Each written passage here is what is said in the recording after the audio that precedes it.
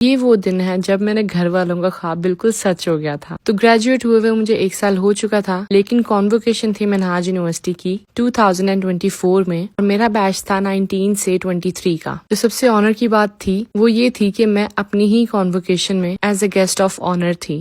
الحمدللہ for every thing, اور میں اپنا گریٹیٹیوڈ شاید الفاظ میں بیان بھی نہیں کر سکتی ہوں، کیونکہ مجھے امید ہی نہیں تھی کہ یار کبھی یہ دن آ سکتا ہے، لیکن اللہ پاک کا شکر اور میرے پیرنٹس کی دعائیں ہیں کہ یہ دن مجھے نصیب ہوا۔ میں گئی تھی منہاج یونیورسٹی کی اپنی کانووکیشن پہ as a guest of honour, اور میرے ساتھ میری بیسٹ فرینڈ بھی گیسٹ آف آنر تھی۔ And I think these are best friend goals.